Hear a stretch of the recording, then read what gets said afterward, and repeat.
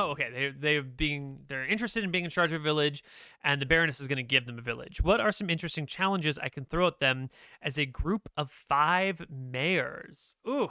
Well, there are social challenges. There are economic challenges. There are combat challenges.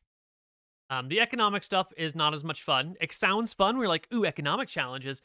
But you basically have to build like a whole economic system and teach an economic system. And it's just the work to reward ratio is really shit when it comes to economics and gaming. Like, you essentially need a whole economic system and everyone to buy into it and figure out how to work it and use it and get good at it in order to properly exploit it.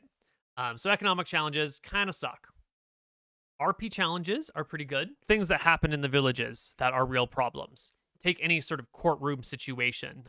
A spark from the blacksmith's forge lit their roof on fire, and the winds blew it into the next town, the next building over, and that building burned down. But because, you know, the angle of the building plus the winds means only half of the blacksmith shop got damaged, and that wasn't that big of a deal.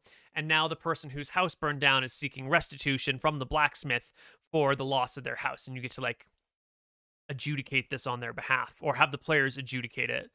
But that is a little bit of a problem because now you have to play both sides and let the players be the judge. It's a lot of like the DM talks and then the players listen and make a single decision. So it's not that much fun either. You know, running towns, I've found this exact same problem, is that it's difficult to make the administration of the town a fun and engaging activity. So towns are under attack. Player characters need to come save the day. They're the lords of the town. It's their job to protect the town. And now that they're in charge, there are these problems. There are goblins in the woods. And player characters, maybe this is it. Maybe the fun can come in with deciding what quests to go on and what quests to give off to other people. So you could say, like, the town has been facing this problem, this problem, this problem, and this problem. You can do all of them yourself, but each one of them will take time and we'll have to play through it. Or you can delegate these to other people. And some of these challenges could be like super lame things like, you know, if the party's 10th level and there's like, there's a goblin village nearby, somewhere in the mountains, and the goblins are attacking the village. And the players can be like, I'm a 10th level fighter.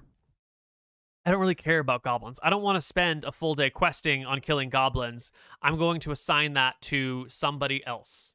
I don't want to deal with it. And then you can roll those things in secret. And maybe like the person that has been assigned to go kill the goblins doesn't ever come back. And now you're wondering if they've been captured or if they've been killed.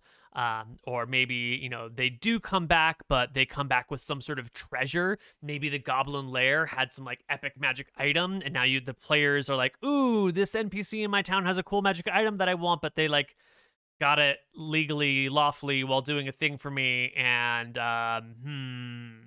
maybe that's a fun situation you could do. Or if you've got like limited numbers of people and many problems that all need to be solved at once, you know, figuring out who to send on which mission could be fun. Choosing which ones to do for yourself could be fun. Town administrator is not as much fun as it might sound at first.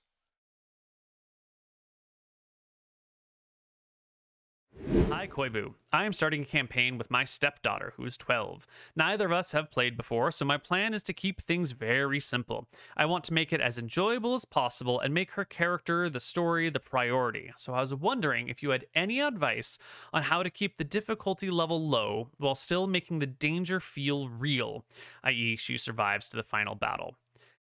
Yes, she's 12.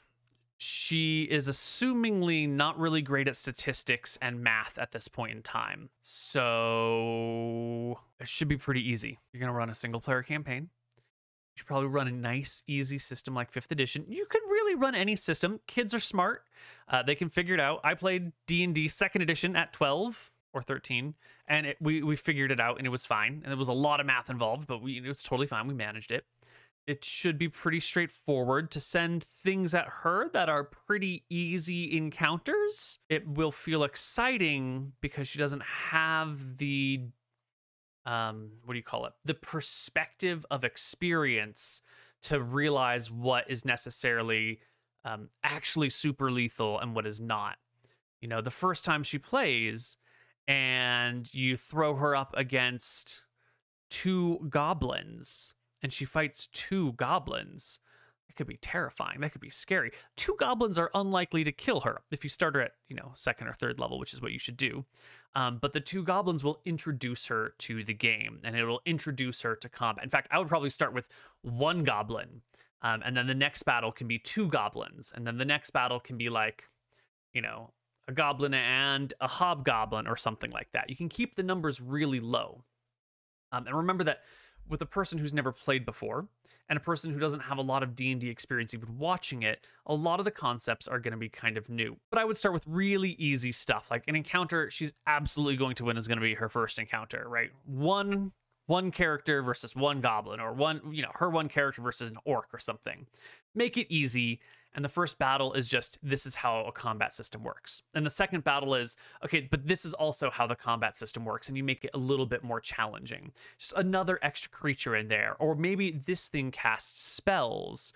Or you just introduce a different element in each combat situation. So you should plan them out ahead of time. And each encounter for the first, 5 to 10 encounters should add a new thing. So in the first one, it's straightforward. In the second one, maybe there's a situation where someone gets advantage and a situation where someone gets disadvantage.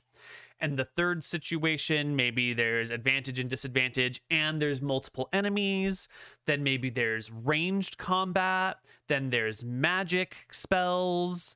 Then there's, and you just take it really easy, really slow, 1 concept at a time per encounter. It's all going to feel brand new to her.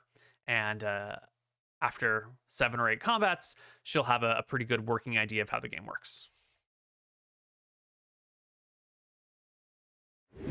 Your players want a coming-of-age quest, as they are a part of barbarian hordes, and you're asking if there's any good ways to cement the player's importance as a part of the greater whole.